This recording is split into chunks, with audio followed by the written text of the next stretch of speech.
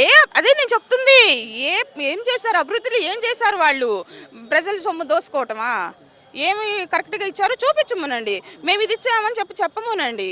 చెప్పి వాళ్ళు సాక్ష్యాలు చూపించమండి. వైఎస్ ఉన్నప్పుడు ఇచ్చిన పథకాలు మొత్తం తీసేశారు. వైఎస్ రాజశేఖర బొమ్మను తీసేశారు. ఇప్పుడు మరి వాళ్ళు చేసిన పథకాలు ఇవే కదా, వాళ్ళు అమలు చేస్తుంది ఇవే కదా. ఇప్పుడు జనాన్ని ఆడవాళ్ళని కొట్టండి అని ఆడవాళ్ళ ఇళ్ల మీదకు పంపిస్తున్నారు. అదే కదా వాళ్ళ పరిపాలన. జగన్మోహన్ రెడ్డి గతంలో అందరి మీద దాడులు చేశారు. మేము వచ్చాకే సుభిక్షమైన పరిపాలన నడుస్తూ ఉంది, మంచి గవర్నెన్స్ నడుస్తూ ఉంది అనేసి కూటమి ప్రభుత్వం అంటుంది. ఆడవాళ్ళు అని మగవాళ్ళు కానీ ప్రశాంతంగా తిరిగింది వైఎస్ రాజశేఖర రెడ్డి గారి నుంచి జగన్మోహన్ రెడ్డి గారు వచ్చిన తర్వాతనే. ఇప్పుడు చంద్రబాబు నాయుడు వచ్చిన తర్వాత ఆడవాళ్ళు బయటకు రావాలంటే భయపడుతున్నారు. ఆడవాళ్ళకి నేను రక్షణ అన్నాడు కానీ వాళ్ళని కుమలు గుద్దేసే పనిలో ఉన్నాడు ఆయన.